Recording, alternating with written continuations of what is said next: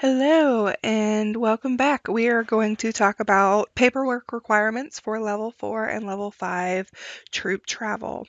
These are trips out of the state of Ohio, trips lasting more than 2 nights, and international travel. So just like the levels before it, these trips require signed permission slips from parents and guardians, securing appropriate transportation, an adult first aider in attendance, complete troop camp certification of one adult if you are camping. You need to submit the level 4 and 5 intent to travel forms, trip detail information, and your post-trip report. And this is a set of 3 forms, which we will go over in detail in just a second. You will also want your insurance information on hand with you during the trip and complete health forms for every girl and adult in attendance. So as we talked about in our previous level 3 video, I think it's a lot easier to look at the forms themselves on our website. So let me show you again the forms. So if you just go to our website, again, I have gone to our forms section and typed travel into the search bar. We are going to start with extended trip application part 1.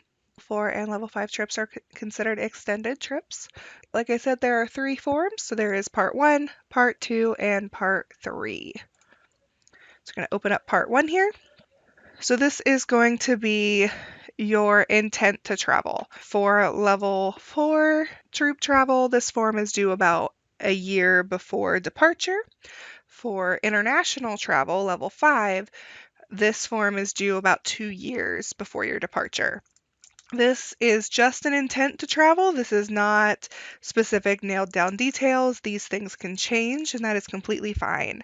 But this is letting us know that you are planning a trip, a large trip, and it also gives you plenty of time to plan it and money earn if you need to.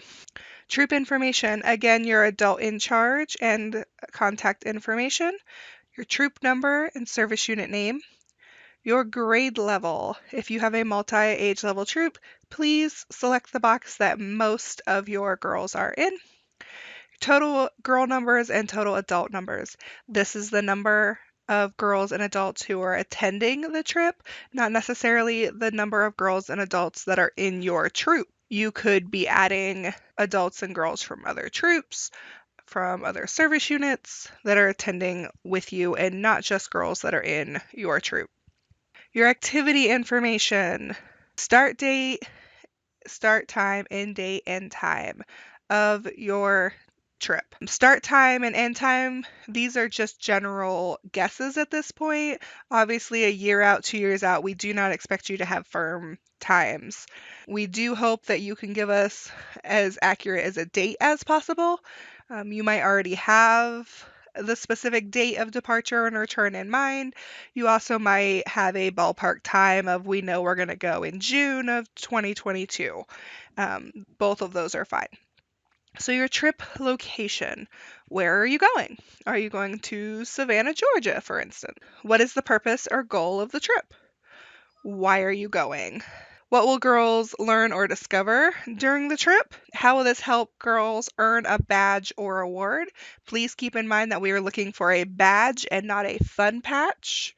And how did girls choose this location? So looking for that aspect of girl-led. How did they make the decision for this trip and this particular location? These check boxes here are very simple but super important. So do you have your signed activity permission slips for each girl participant? Do you have updated health forms for each girl and adult participant? And does your trip meet all council procedures for Girl Scout trips, as well as recommended ratios of girls to adults and safety activity checkpoints? Please make sure you are checking those before you turn it in. I will be checking the forms for those once they're submitted. This troop information section is very important. This is your troop progression. So just like we talked about in earlier videos of what progression is, this is you giving us an idea of what your particular troop's prior experiences with travel is so that we can help make this decision or make suggestions. Give us an idea of what day trips you have gone on, level 3 overnight activities, your level 4 extended overnights if any of your girls have been to destinations or to resident camps. You do not have to specifically list out every girl and what camp they went to or their years. You can just generally put in something like most girls have attended resident camp. And then if you have had any international travel experiences as a troop, please list that as well so that we know how experienced your troop is. So your travel information. So briefly give us an idea of how your troop is planning to travel. So are you driving? Are you taking a train or a bus or an airplane? The budget information is very important, but at this point it's obviously very small. You should not be spending any troop funds for this trip until after this form is approved. So this should be your basic research of what you've looked into so far. So your transportation cost, lodging cost, food, and activities, and then your estimated total cost per girl and total cost per adult. And then how and when will money be earned? So are you doing the cookie program? Are you doing the fall product program? Are you doing some money earning activities? Are parents contributing? Adult certifications. So who is your adult first aider? Their name, certification date, keeping in mind that CPR and first aid are only good for 2 years. If you are camping, who is your troop certified person? And then because troop travel training is mandatory for level 4 and level 5 trips, who that is attending the trip has taken the troop travel training and when did they take it? These certification dates can be a ballpark for the troop camping and troop travel training, but we do need as specific as a date as possible for first aid and CPR. If first aid and CPR is already on the Girl Scout record for that person, we're going to have a better date in mind. If we do not have first aid and CPR on file for that person, we will probably ask you to submit it. If you know it's not on record, please feel free to submit it when you submit your form, and that will save us a step. So other certifications for activities. For swimming or anything to do with water, there must always be a lifeguard for Girl Scouts. If you are going to a location or resort or a business that is providing those certified activity leaders for you, that is fine. Please list the name of the business there so that I can look them up and make sure that they have credentials. Same thing with archery. If you are doing archery, who is your instructor? Horseback riding and zip lining. These are all our most common, which is why they have made the chart. However, if you are doing another activity that requires safety activity checkpoints and facilitated instructors, let us know in the other box. And again, we have our roster of information. So we need the name, age, and guardian contact information for every girl attending, and we need the name and contact information for every adult attending. If this roster information chart here is not enough for your troop, please just type it in a Word document or an Excel spreadsheet and attach that when you submit this roster. The instructions for submitting are right here at the bottom as a reminder. So you want to keep one copy for your records, and then for level 5 trips, send one copy to GSOH 2 years ahead of your trip, and for level 4 trips, send one copy at least 1 year ahead of your trip. The best way to submit forms is to travel@gsoh.org. You can, of course, mail them if that is easier for you, and you may fax them as well. Please keep in mind that forms that are mailed or faxed may take longer to approve than forms that are sent to the travel email address. So this is the trip departure information. So this is going to be your very detailed troop travel plan. This will tell us exactly when you're leaving, where you're going, how you're getting there, and your budgeted information. So again, the exact same box for your troop information.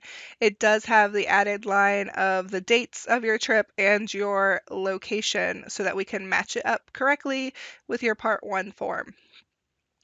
We need to know your insurance information. So all level 4 and level 5 trips, we do require that you have an additional insurance purchased for the troop trip. Can purchase through the Girl Scout insurance plan, which is recommended. However, if you are using a tour guide like EF Tours, they offer a plan that is suitable, so you can choose to purchase their insurance plan instead of ours. So we need to know what insurance you're using, and if ours the date ordered. If you have used another agency's insurance plan, please include that insurance plan so that we can verify that it does meet all the needs. Transportation information. So please just fill out the boxes that apply to your troop travel. So if you're going by airplane, that information, if by bus, if by ship, if by car. And please make sure you list drivers' names and license numbers. Your emergency contact. But this should be somebody who knows all of your travel plans, has all the contact information for parents of the girls who are on the trip with you, as well as contact information for the adults that are on the trip. These are very important things that need to be attached. So your complete itinerary. An itinerary, it should be a very detailed description of your dates, approximate times, your daily activities, your major sites or stops that you're visiting, and the addresses of all overnight locations that you are sleeping at. This should be your entire plan. So your participant list should also be included. You should include the names, addresses, and phone numbers of everybody going with you. Your checklist of your travel and financial agreements have been made and have the support of parents and guardians. Members understand taking responsibilities for their personal conduct and equipment. Good health and safety practices have been implemented, and you're meeting all safety activity checkpoints. If you can check all these off and you have attached these 2 documents, then please sign here. The back page is your trip budget. So you're going to list all the income that you had when planning this trip. So this could be your troop treasury, money on hand, troop money earning projects such as bake sales, garage sales, and things like the cookie product program and the fall product program. And then your expenses. So at this point, they're still budgeted. You will show us your actual on part 3. So transportation, fill out the ones that apply to you. I will say that so your lodging, cost, food, health and first aid, entertainment, equipment or supplies if necessary, your insurance, and your emergency fund. You should always have emergency fund allotted, even if it's just a small one, because sometimes things do come up.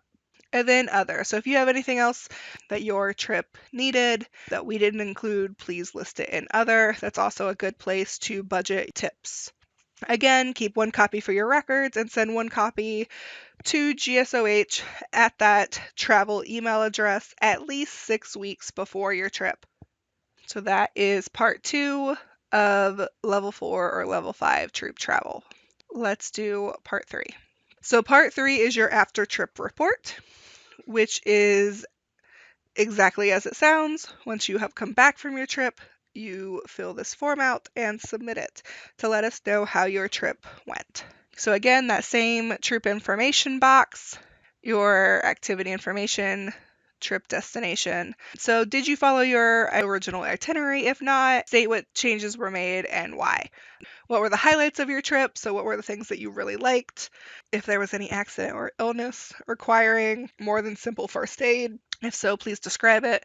And then let us know when GSOH was notified. Is this a trip that you recommend other troops to plan? Why or why not? What suggestions would you give to another troop or group that are preparing similar trips?